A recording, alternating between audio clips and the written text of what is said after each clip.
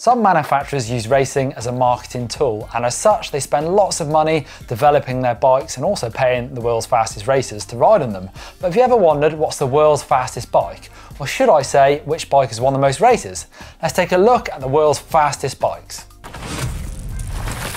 I'm using last season's results, that's 2019, and look at which bike won the most races. So I'm looking at the three biggest championships out there: the Enduro World Series and World Cup racing, cross country and downhill. Of course, there is more type of racing, like cross country marathon, but for the case of this video, I'm just gonna use those three.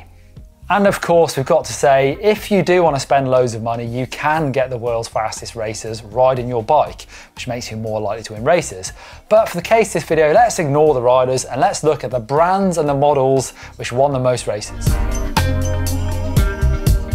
Okay, there are three bikes with one win each at the Enduro World Series last year. The first is the Da Vinci Troy. That was in the hands of Keegan Wright at Rotorua. And then we have the Canyon Strive that Florian Nicolai rode at Tasmania. Lastly, the Pivot Firebird that Eddie Masters rode to a win in Les Orr. The bike with 2 wins last year was the GT Force in the hands of Martin Mays, who actually won 4 that became 2 wins. Then up to 3 wins with Richie Rude and his SB150. But by far the fastest bikes at the Enduro World Series last year were intense.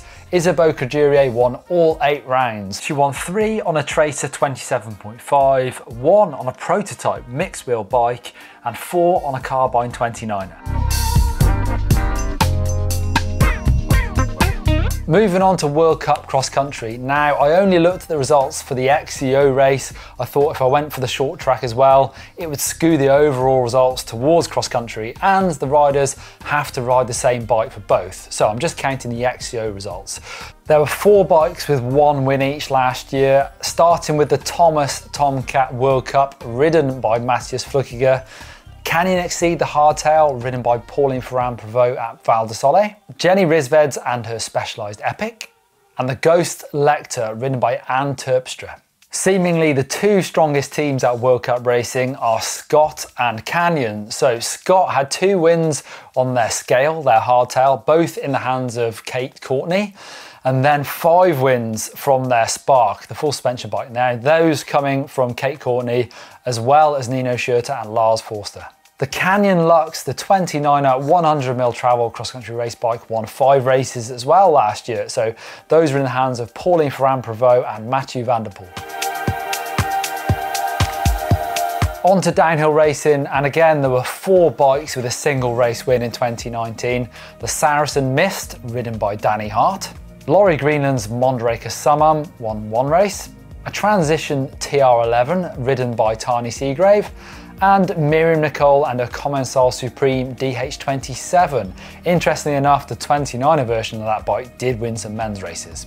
Moving up to 2 wins, and we've got 2 bikes there. We've got the Atherton downhill bike, Rachel Atherton winning 2 World Cups last year, and Tracy Hanna riding that Polygon X Square 1 DH. The Commencal Supreme, the Magic Carpet, the bike that many privateers ride, actually got 3 wins last year, all with Amaury Pierron. 3 wins for the Scott Gambler last year, all coming from Marine Cabarrus, but the fastest bike in World Cup downhill was the Specialized Demo, ridden by Loic Bruni. So what was the fastest bike of 2019? Well, the title goes to the Canyon Lux, 5 wins overall, 3 for Mathieu van der Poel and 2 for Pauline Ferrand-Prévot.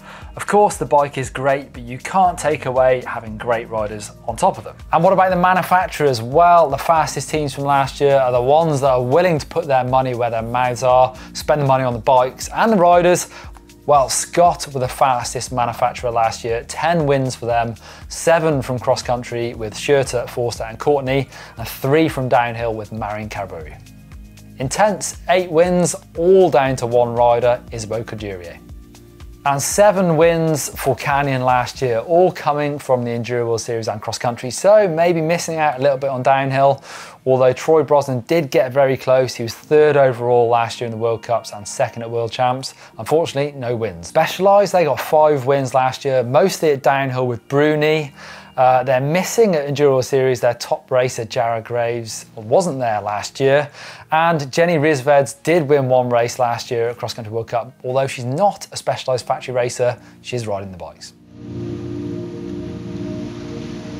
big note to mention here is that I didn't count the overalls. So although Sam Hill didn't win a round last year, he did win the Enduro World Series overall. So you could say that the Nukeproof Mega 290 was the fastest bike, but unfortunately that didn't meet my scoring criteria.